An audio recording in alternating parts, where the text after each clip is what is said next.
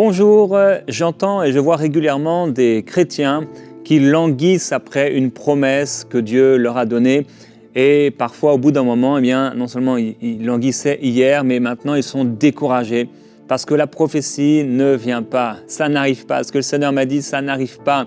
Or, la parole de Dieu est claire et elle nous encourage à garder la prophétie, à garder la foi, à l'attendre avec foi et à persévérer dans cette foi parce qu'en effet, si Dieu a parlé, il va le faire.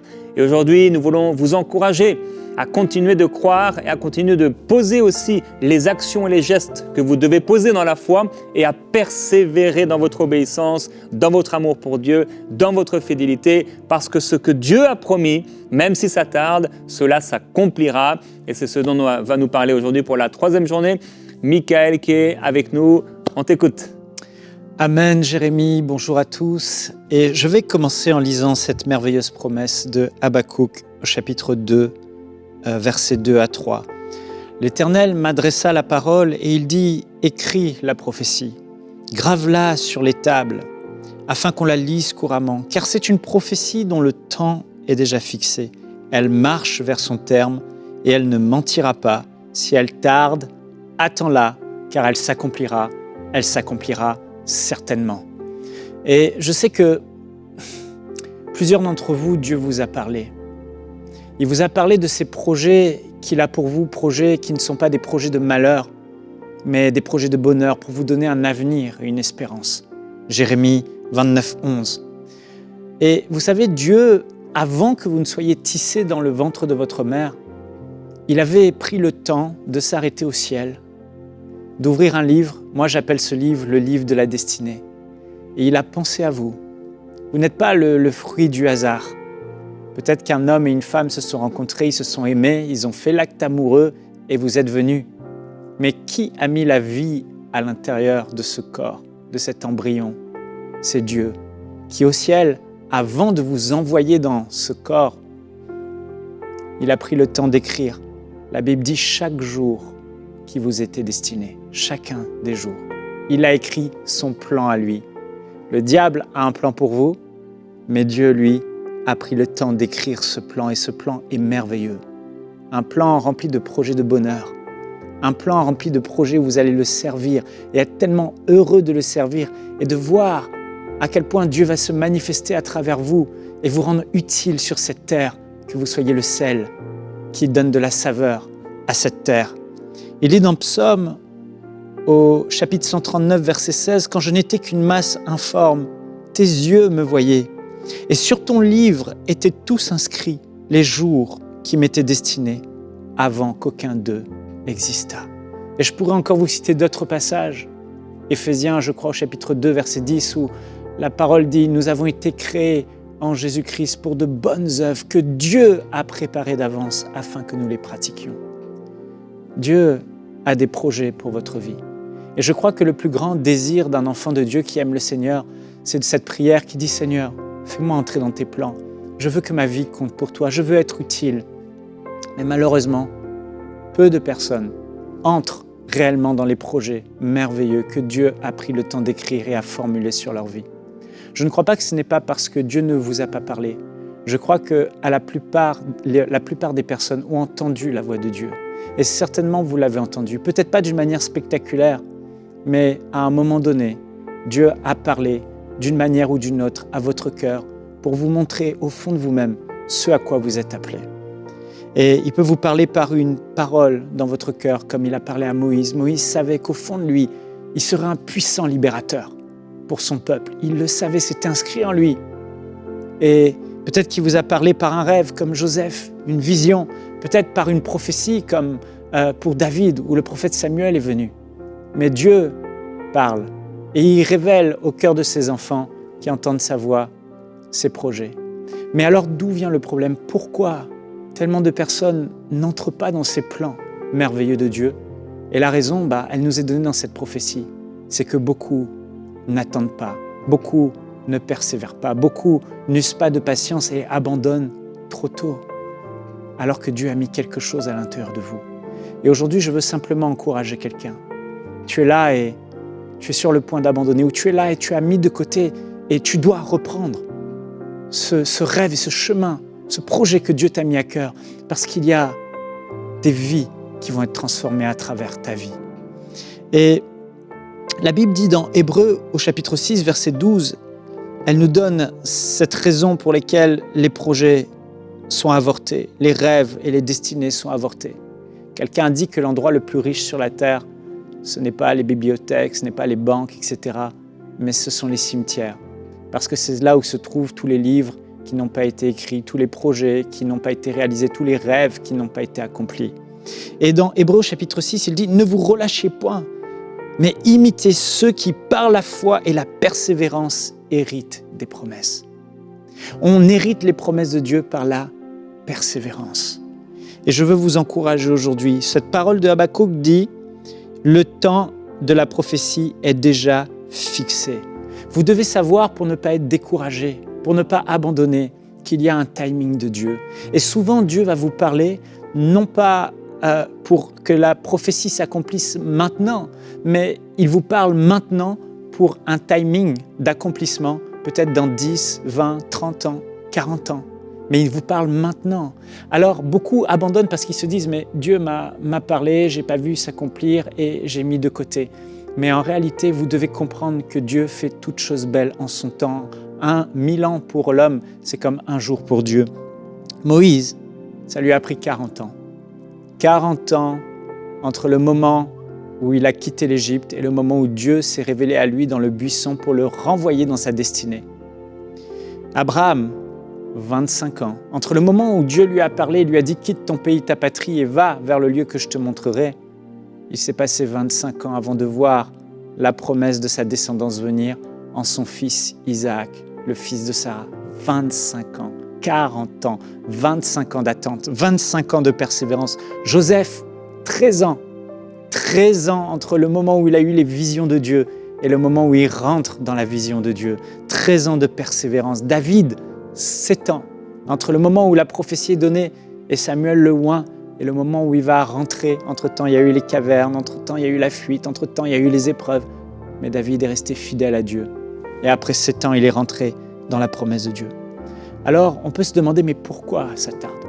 Pourquoi c'est long? Pourquoi il faut user autant de patience et de persévérance? Parce que je crois que Dieu nous parle maintenant pour des choses qui vont s'accomplir plus tard, afin qu'on s'y prépare, premièrement. Tu dois te préparer. Deuxièmement, pour qu'on comprenne qu'on doit commencer à se mettre au travail. Dieu a dit à Abraham de partir et Abraham est parti. Il a commencé à cheminer vers la promesse. Troisièmement, pour qu'on soit fortifié par la promesse et qu'on garde espoir.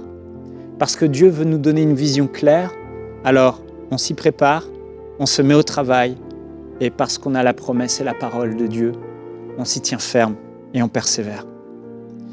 Alors, pourquoi la prophétie de ma destinée peut tarder? Pourquoi on peut trouver que c'est long à nos yeux? Et simplement peut-être parce que ce n'est pas encore le temps de Dieu. Dieu a parlé et vous a donné une prophétie pour que vous vous y prépariez, mais à un moment donné, Dieu veut que ça s'accomplisse dans un timing précis, parce qu'il faut que les circonstances soient réunies pour que cela soit à l'apogée de sa gloire, pour manifester sa gloire. Mais souvent, il y a tout un chemin par lequel Dieu veut nous faire passer, et c'est le chemin où il va nous préparer nous-mêmes.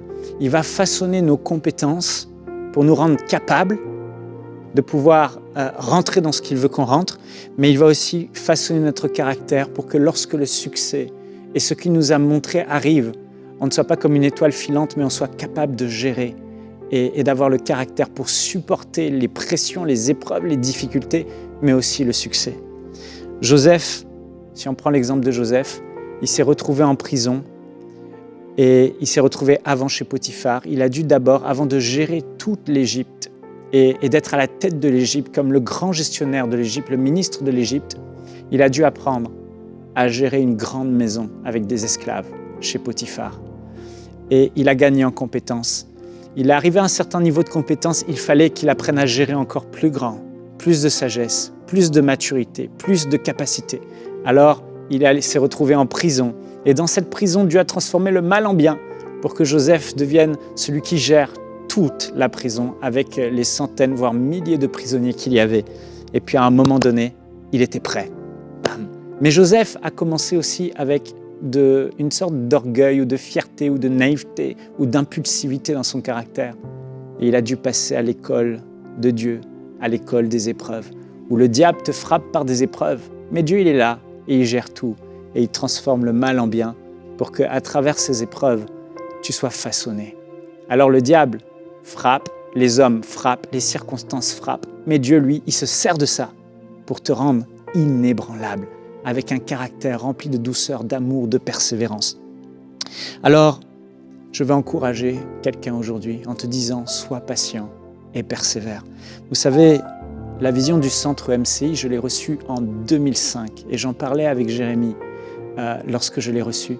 Et c'est seulement 17 ans plus tard qu'on rentre dans cette promesse du centre de réveil. Et Dieu m'a rappelé cette promesse. La gloire de cette deuxième maison sera plus grande que celle de la première. Et je voyais déjà à l'époque des âmes être transformées, les nations être bouleversées, parce qu'on allait filmer ici dans les auditoriums et envoyer partout dans le monde. Je le voyais déjà, je pouvais presque le ressentir. Mais écoutez, il a fallu persévérer, travailler, ne pas faire marche arrière comme Abraham, rester, garder le cap pendant 17 ans. La vision de la Bible, l'application, je l'ai reçue en 2007 un matin à mon réveil où Dieu m'a parlé. Il m'a dit « Fais cette application, elle portera encore plus de fruits que tout le reste que vous avez fait. » Et c'est seulement bien des années plus tard, 16 ans plus tard, 16 ans de patience où Dieu va réunir toutes les personnes, toutes les circonstances, toute la technologie qu'il fallait pour que ce projet existe. Mais il fallait que ça fasse chemin, il fallait persévérer, il fallait continuer à y croire, il fallait attendre, garder la persévérance dans la promesse et la prophétie que Dieu a donnée. Et c'est ce que j'ai fait en repassant les paroles dans mon cœur avec l'équipe. On s'est souvenu de ce que Dieu a dit. Et aujourd'hui, l'application Ma Bible est développée à plus de 50% et courant 2023, elle va sortir et je le sais, va impacter le monde. Mes frères et sœurs, vous avez vu le nombre d'années qui se sont écoulées. Alors oui, il faut garder la prophétie. Il faut la relire, il faut repasser ces paroles sur son cœur, il faut se mettre au travail, il ne faut jamais se relâcher, il faut persévérer, il faut que tu gardes la foi. Ça va peut-être prendre du temps comme pour Abraham, Moïse et les autres, mais je tiens bon, je tiendrai bon, parce que assurément, la prophétie s'accomplira. Combien de fois on a voulu abandonner? Combien de fois ça a été difficile pour moi, pour Jérémie et les autres? Combien de fois les épreuves, les défis, les situations, la pression financière étaient là? On a tellement voulu de fois, et moi particulièrement, j'étais là, j'étais sur le point, j'avais l'impression de craquer. Mais je me suis souvenu, non, ce qui est dans mon cœur et ce que j'arrive à voir, à percevoir, ce n'est pas le fruit de mon imagination. Ça ne vient pas de moi. C'est l'appel que Dieu a mis sur ma vie. Il y a quelque chose qui brûle et je le verrai s'accomplir. Alors je persévère, je ne lâche pas. Et aujourd'hui, on en est là. Alors, n'enterre pas ce rêve. Ne mets pas de côté le rêve, mais persévère. Persévère. Et assurément, ce que Dieu t'a dit s'accomplira. Que Dieu te bénisse. Amen, et oui, la patience et la persévérance. On sait que c'est par la foi, la persévérance que les anciens ont obtenu ce qui leur était promis. Merci Michael de ce partage. Ouais, il y a des années qui sont longues, il y a des temps qui sont longs et c'est important pour nous de pouvoir avancer et continuer à croire. Et avant de prier peut-être, on l'a dit en début de semaine, on fait comme dans une conférence, laisser un temps spécial et aujourd'hui on va laisser un temps un peu plus long pour que vous puissiez semer et faire partie de ces 5000 semeurs. Et je me souviens lorsqu'on était en région parisienne, donc c'était au tout début d'enseignez-moi.com, c'était financièrement assez compliqué, Dieu pourvoyait bien sûr, et il y a eu beaucoup d'occasions où on a eu à l'église ou ailleurs, dans enseignez-moi.com aussi, les besoins qu'il y avait, de pouvoir semer. Et vous savez, on sait à un moment que Dieu nous appelle à donner. On aime le Seigneur et on a des occasions de donner, et Dieu a donné en Jésus, il a donné le meilleur. Et c'est une grâce pour nous, quand on est encore sur la terre, de pouvoir apporter et de pouvoir semer dans un royaume, et pas n'importe quel royaume, le royaume de Dieu. Vous avez la possibilité de donner à Dieu. Et alors qu'on a une prophétie, peut-être Dieu vous a montré, comme tu le disais, on peut percevoir quelque chose, on peut percevoir une réussite sociale, on peut percevoir là où Dieu va nous amener. Certains d'entre vous, vous êtes appelés dans le business, dans l'entrepreneuriat, etc. Et vous pouvez percevoir cette chose-là. Vous pouvez percevoir peut-être la maison que vous allez avoir, le statut que vous allez avoir. Vous pouvez percevoir que vous allez arriver à telle et telle chose. Et le danger, c'est d'attendre, en fait, en ne faisant rien, que cette chose arrive. Aujourd'hui, le titre de cette émission, c'était que vous puissiez persévérer. Voilà, si tu as une promesse, attends-la, c'est vrai, oui, mais persévère. Et parfois, des gens attendent d'avoir la provision et d'attendre d'être arrivés là, attendent et se disent, ah, moi, quand j'aurai 1 million d'euros, moi, quand j'aurai ma maison, que je serai propriétaire, quand j'aurai ce travail, etc., bien payé, quand je gagnerai 10 000 euros par mois, à ce moment-là, je sèmerai dans le royaume de Dieu. Mais c'est une mauvaise façon de penser. Et dans les temps qu'on a eu à Paris et depuis, bien particulièrement à ce temps dans la région parisienne, on est resté plusieurs années, c'était tellement une grâce que de pouvoir donner. Et quand on était dans le rouge, on donnait parce qu'on aimait Dieu. Et on avait cette vision de voir le royaume de Dieu avancer. Et je veux vous encourager à pouvoir apporter, à donner même dans les temps difficiles. Et alors qu'on parle des 5000 semeurs, Michael, je crois que tu l'as dit dans une émission en live, je ne sais plus, une vidéo, mais comment est venue déjà cette idée des 5000? On avait entendu les 3500 euros. Et pourquoi 5000 semeurs? L'idée Alors, quand on fait une campagne de dons, en fait, on a un projet, on a un objectif, on a des choses qu'il faut accomplir. On fait des calculs avec la comptabilité. Voilà, pour tel projet, il faut tant. On liste tout. Et c'est l'ensemble du budget s'élevait à 5 millions. Et comme pour chaque campagne, en fait, on prie et on se laisse inspirer par le Seigneur. Comment on le fait, en fait? Comment on fait cette campagne? Il y a eu les 3500 héros avant qui ont donné pour la construction du centre. Et à chaque fois, le Seigneur a inspiré quelque chose. Et là, pour ces 5 millions d'euros, ça faisait plusieurs semaines que je priais. Je savais que Dieu allait parler, en fait. Et je m'attendais à lui. Et un matin, j'étais en train de dormir et tout à coup, je me réveille. Et là, j'entends le Saint-Esprit me dire 5000 semeurs. Alors, j'étais là, ma femme dormait à côté, je tapotais, j'ai dit chérie, je pleurais presque de joie. J'ai dit alléluia, merci Seigneur, tu es bon. Il m'a donné le nom, 5000 semeurs. Et en fait, ce qui me touchait, c'est que nous, notre cœur, ça a toujours été de dire donner pour le royaume de Dieu, donner pour que le royaume de Dieu avance. Et c'est toujours notre cœur. Mais là, j'ai vu ce que le Seigneur voulait faire. Dieu sait que les temps sont difficiles et j'ai compris pourquoi 5000 semeurs. On sème, oui, premièrement pour voir des fruits dans le royaume de Dieu abondants. C'est comme l'image de la semence. Mais je crois que Dieu voulait encourager son peuple à se dire, mais les temps, oui, sont difficiles. C'est pas aussi facile de semer aujourd'hui qu'on pouvait le faire l'année dernière. Il y a eu la guerre, il y a eu la crise, il y a eu la pandémie. Le monde est chamboulé, c'est compliqué financièrement. Et beaucoup ont peut-être peur de se dire, de semer. Mais Jésus a toujours été celui qui encourageait au moment de donner. Il a dit de donner et qu'on allait prendre une mesure bien secouée, bien serrée, et qu'on allait, etc. Ça parlait de la récolte financière. À travers la parole, il dit, celui qui sème abondamment récoltera abondamment. Jésus a lui-même dit, nul n'aura quitté son père, sa mère, ses frères et sœurs sans recevoir au centuple sur cette terre et en haut. En fait, il veut qu'on donne avec comme seul motif un cœur pur pour faire avancer le royaume. Mais parfois, il sait qu'on a besoin d'être encouragé. Et là, il nous encourage en nous disant, oui, mais faites-le et vous verrez. En retour, moi, je prendrai soin de vous. En retour, il y aura une récolte. Et donc, les 5000 semeurs, je me suis réjoui quand Dieu m'a donné ce nom parce que je me suis dit, oui, le peuple de Dieu a besoin d'être encouragé.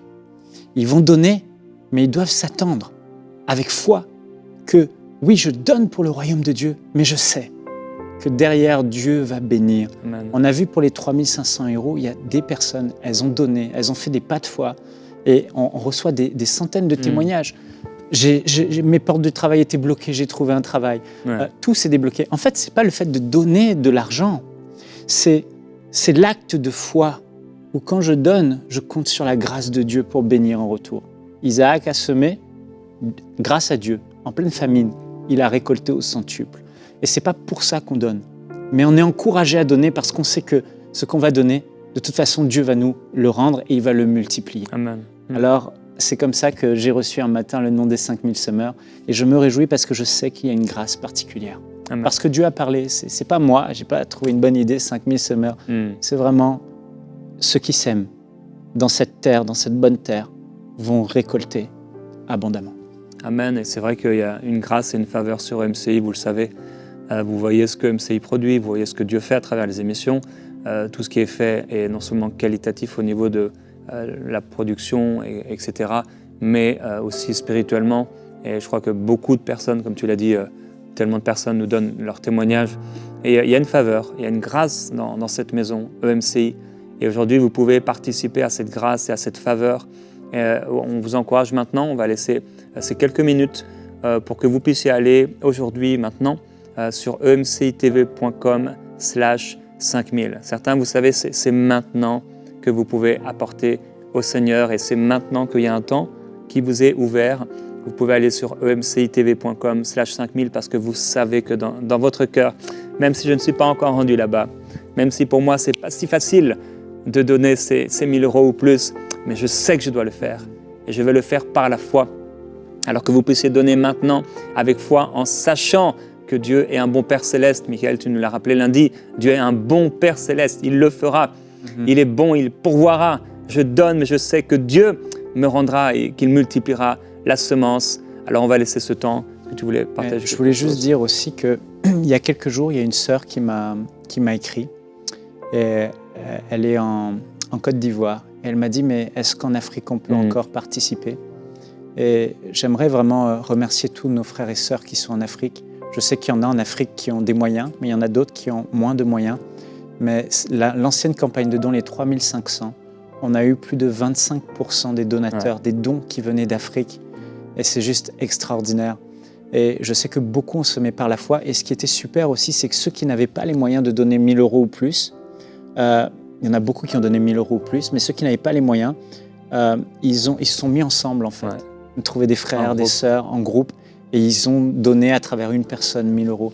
Et ça a été énorme, plus de 25%, je crois même peut-être 30% venaient aussi de l'Afrique. C'est fou quand on considère que pour beaucoup, ce n'est pas aussi facile. Les systèmes bancaires, les applications, etc. ne sont pas aussi simples pour déposer, pour faire un virement pour plusieurs personnes. C'est très compliqué, des attentes, etc. C'est très long. Il y a vraiment un cœur extraordinaire en Afrique, et au Royaume. On a aujourd'hui des moyens de paiement par SMS en Afrique. Là, on vient d'avoir au Gabon qui s'est rajouté aussi comme moyen de paiement par SMS. Et on a des comptes Ecobank dans tous les pays d'Afrique francophone. Tous les pays francophones, vous pouvez donner facilement. Yes.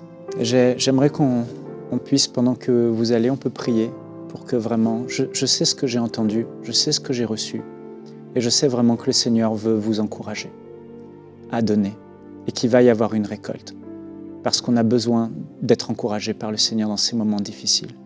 Et Père, je veux prier, alors que ton peuple va sur cette page, pendant qu'ils y vont, je veux vraiment déclarer ta faveur, alors que plusieurs vont poser cet acte de foi.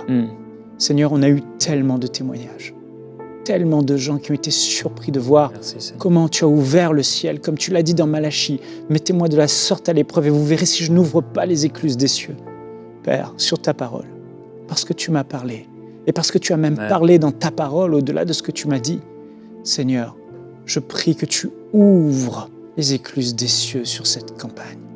Je prie, Seigneur, qu'il y ait une faveur et une grâce si particulière, que les témoignages arrivent par centaines, par milliers, de dire alors que j'ai fait ce don, 2 jours plus tard, voilà ce qui m'est arrivé, voilà la promotion qui est arrivée, voilà le miracle que Dieu a fait, voilà la situation qui s'est débloquée, voilà comment mon entreprise a été s'est mise à fleurir, voilà ce que Dieu a fait dans tous les domaines de notre vie. Père, je prie même que pour certains, ce n'est même pas la récolte financière qu'ils ont, mais une récolte parce que c'est un acte de foi de ceux que leur cœur désire, de ceux que leur cœur désire, qui est selon ta volonté.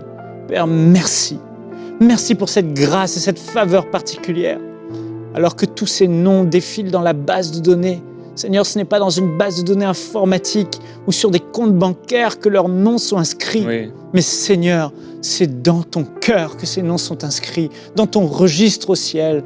Et tu dis que tu n'es pas injuste pour oublier tout l'amour que ton peuple a démontré pour ton œuvre. Mais Père, je ne prie pas que pour des récompenses éternelles.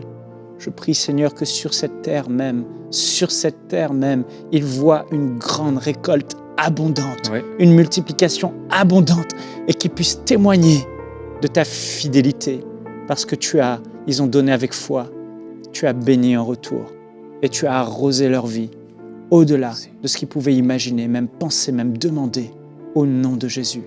Merci Seigneur, tu agis. Alléluia. Amen.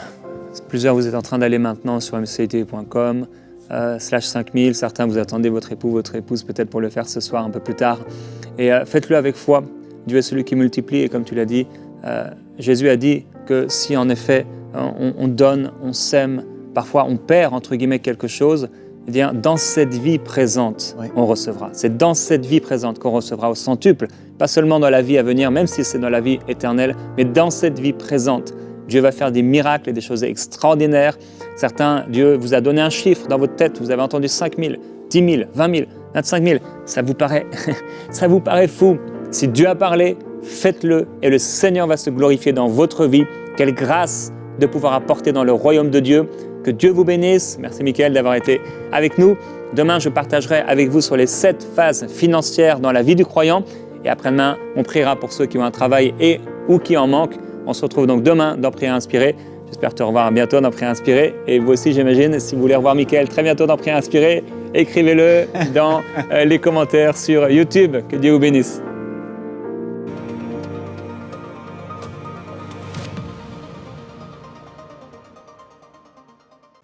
Dans le monde séculier, des sociétés de production louent des studios tels que celui-ci. Et ce sont ces émissions que vous voyez constamment à la télévision. Grâce à ce studio, nous allons pouvoir enregistrer des ministères amis du monde entier qui ont un message à vous partager et ils pourront produire leurs émissions dans ce studio. Par exemple, vous connaissez l'émission Badaboom avec Marcel Kouamenan. Combien d'hommes et de femmes ont déjà été touchés grâce à cette émission et nous allons pouvoir multiplier ce genre d'émission avec des ministères amis grâce à ce studio B. Alors, je veux vous encourager à rejoindre les 5000 Summers afin que demain, vous et vos amis puissiez être bénis à travers les émissions qui seront produites ici. Semons dès maintenant pour vivre une grande moisson à travers les projets du Centre EMCI.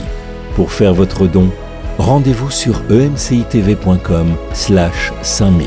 Vous pouvez donner en une seule fois ou en plusieurs mensualités.